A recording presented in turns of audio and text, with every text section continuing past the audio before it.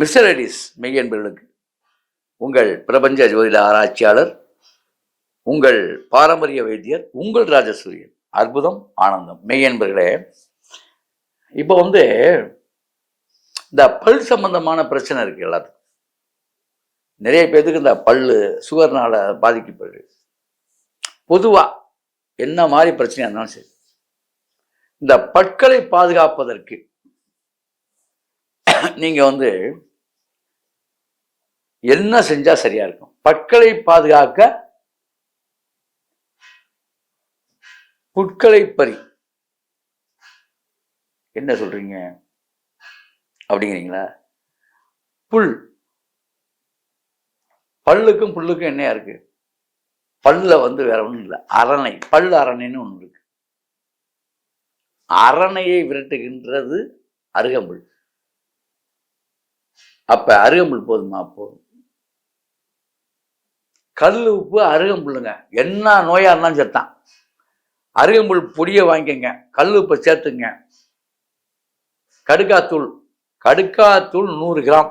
பல்பொடி நானே சொல்லிடுறேன். கடுக்காத்தூள் 100 கிராம். அதுல 25 கிராம் கல் உப்பு. 100 கிராம் கடுக்காத்தூளுக்கு 25 கிராம் கல் உப்பு. இதுல நீங்க சேர்க்க வேண்டியது அருகம்புல் 50 கிராம். 100 கிராம் கடுக்காத்தூளுக்கு 50 கிராம் அருகம்புல் சேர்க்கணும். அருகம்புல் 50 கிராமும் கடுக்காத்தூள் 100 கிராமும் 25 கிராம் சாதாரண கல்லுப்பு தூள். கல் உப்பை நல்லா நைஸா பண்ணிட்டு அரைச்சு அதை அதுல சேர்த்தணும். இவ்வளவுதாங்க. இதை சேர்த்து என்ன செய்யணும் தெரியுமா? இதோட நின்றக்கூடாது, கலக்கணும். முதல் நாள் கலக்கி வச்சுட்டு மறுநாள் மா இலை இருக்கு பார்த்தீங்க, இதை முன்கூட்டியே தயார் பண்ணணும். மா இலையை காய வச்சு வீட்டில் வச்சிடணும். அதை தூளாக்கி வச்சிடணும். மா இலை பவுடர். அப்படி மா இலையும் கொய்யா இலையும் சேர்த்துக்கிட்டீங்கன்னா இன்னும் நல்லது. இந்த கொய்யா இலையும் மா இலையும் 100 கிராம் சேர்ந்துருக்கணும்.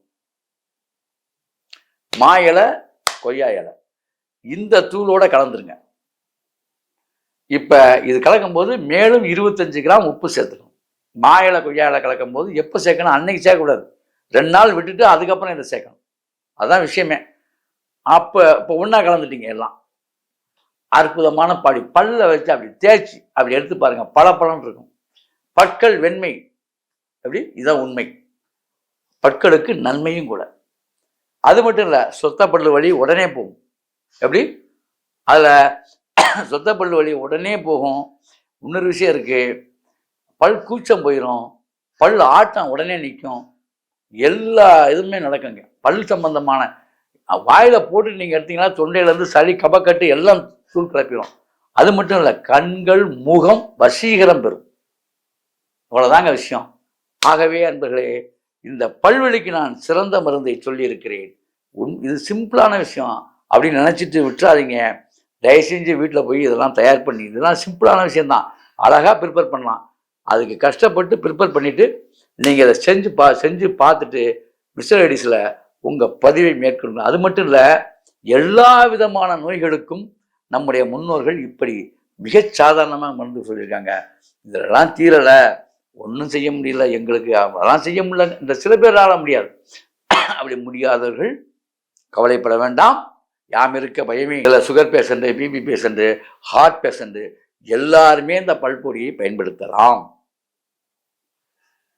இன்னொரு விஷயம், தைராய்டு பேஷண்ட்டுக்கு நல்லா பயன்படுத்தலாம். தொண்டை கபக்கட்டு, அந்த கட்டு, இந்த கட்டு, எல்லா கட்டையும் நீக்கக்கூடிய ஆற்றல் இந்த பல்பொடிக்கு உண்டு. இந்த பல்பொடி மாயாவியாக செயல்படும். உங்களுடைய வாதக்கூறு, பித்தக்கூறு வீசி, பித்தம், வாதம், கபம் 3 கூறுகளையுமே கட்டுப்பாட்டில் வைக்கும். அப்படிப்பட்ட அற்புதமான பல்பொடியாக இது உருவெடுக்கும். இப்படி செய்து அப்படி வாழுங்கள். அற்புதம், ஆனந்தம்.